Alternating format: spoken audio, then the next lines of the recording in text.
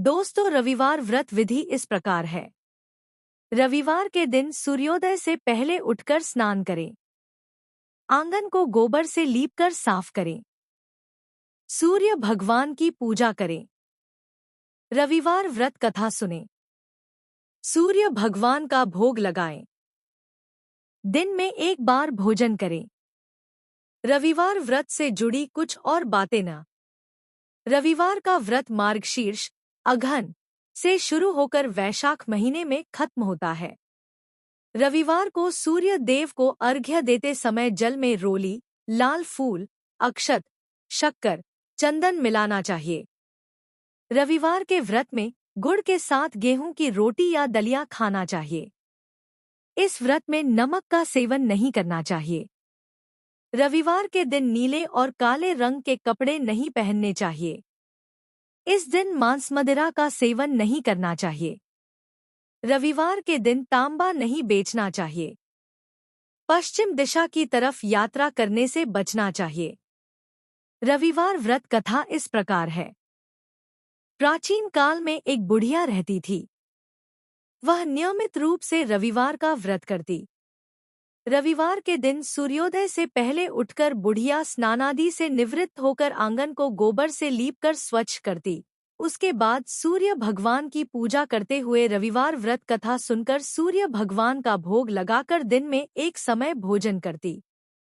सूर्य भगवान की अनुकंपा से बुढ़िया को किसी प्रकार की चिंता एवं कष्ट नहीं था। धीरे धीरे उसका घर धन धान्य से भर रहा था। उस बुढ़िया को सुखी होते देख उसकी पड़ोसन उससे जलने लगी। बुढ़िया ने कोई गाय नहीं पाल रखी थी, अतः वह अपनी पड़ोसन के आंगन में बंधी गाय का गोबर लाती थी। पड़ोसन ने कुछ सोचकर अपनी गाय को घर के भीतर बांध दिया। रविवार को गोबर न मिलने से बुढ़िया अपना आंगन नहीं लीप सकी। आंगन न लीप पाने के कारण उस बुढ़िया ने सूर्य भगवान को भोग नहीं लगाया और उस दिन स्वयं भी भोजन नहीं किया। सूर्यास्त होने पर बुढ़िया भूखी प्यासी सो गई। प्रातःकाल सूर्योदय से पूर्व उस बुढ़िया की आंख खुली तो वह अपने घर के आंगन में सुंदर गाय और बछड़े को देखकर हैरान हो गई। गाय को आंगन में बांधकर उसने जल्दी से उसे चारा लाकर खिलाया। पड़ोसन ने उस बुढ़िया के आंगन में बंधी सुंदर गाय और बछड़े को देखा तो वह उससे और अधिक जलने लगी। तभी गाय ने सोने का गोबर किया। गोबर को देखते ही पड़ोसन की आंखें फट गईं। पड़ोसन ने उस बुढ़िया को आसपास न पाकर तुरंत उस गोबर को उठाया और अपने घर ले गई तथा अपनी गाय का गोबर वहां रखाई। सोने के गोबर से पड़ोसन कुछ ही दिनों में धनवान हो गई। गाय प्रतिदिन सूर्योदय से पूर्व सोने का गोबर किया करती थी और बुढ़िया के उठने के पहले पड़ोसन उस गोबर को उठाकर ले जाती थी। बहुत दिनों तक बुढ़िया को सोने के गोबर के बारे में कुछ पता ही नहीं चला। बुढ़िया पहले की तरह हर रविवार को भगवान सूर्यदेव का व्रत करती रही और कथा सुनती रही। लेकिन सूर्य भगवान को जब पड़ोसन की चालाकी का पता चला तो उन्होंने तेज आंधी चलाई। आंधी का प्रकोप देखकर बुढ़िया ने गाय को घर के भीतर बांध दिया। सुबह उठकर बुढ़िया ने सोने का गोबर देखा, उसे बहुत आश्चर्य हुआ। उस दिन के बाद बुढ़िया गाय को घर के भीतर बांधने लगी। सोने के गोबर से बुढ़िया कुछ ही दिन में बहुत धनी हो गई। उस बुढ़िया के धनी होने से पड़ोसन बुरी तरह जलभुन कर राख हो गई और उसने अपने पति को समझा बुझाकर उसे नगर के राजा के पास भेज दिया। उसने राजा को बुढ़िया की गाय के बारे में बताया। राजा ने बुढ़िया की गाय को अपने महल में लाने का आदेश दिया। सुंदर गाय को देखकर राजा बहुत खुश हुआ।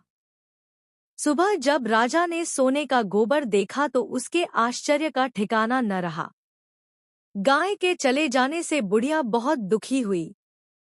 उसने सूर्य भगवान से अपनी गाय वापस करने के लिए प्रार्थना की। उधर सूर्य भगवान को भूखी प्यासी बुढ़िया को इस तरह प्रार्थना करते देख उस पर बहुत करुणा आई। उसी रात सूर्य भगवान ने राजा को स्वप्न में कहा, राजन, बुढ़िया की गाय व बछड़ा तुरंत लौटा दो, नहीं तो तुम पर विपत्तियों का पहाड़ टूट पड़ेगा। तुम्हारा महल नष्ट हो जाएगा। सूर्य भगवान के स्वप्न से बुरी तरह भयभीत राजा ने प्रातः उठते ही गाय और बछड़ा बुढ़िया को लौटा दिया। राजा ने बहुत सा धन देकर बुढ़िया से अपनी गलती के लिए क्षमा मांगी। राजा ने पड़ोसन और उसके पति को उनकी इस दुष्टता के लिए दंड दिया। फिर राजा ने पूरे राज्य में घोषणा कराई कि सभी स्त्री पुरुष रविवार का व्रत किया करें। रविवार का व्रत करने से सभी लोगों के घर धन धान्य से भर गए तथा राज्य में चारों ओर खुशहाली छा गई। स्त्री पुरुष सुखी जीवन यापन करने लगे तथा सभी लोगों के शारीरिक कष्ट भी दूर हो गए। बोलो सूर्यदेव भगवान की जय।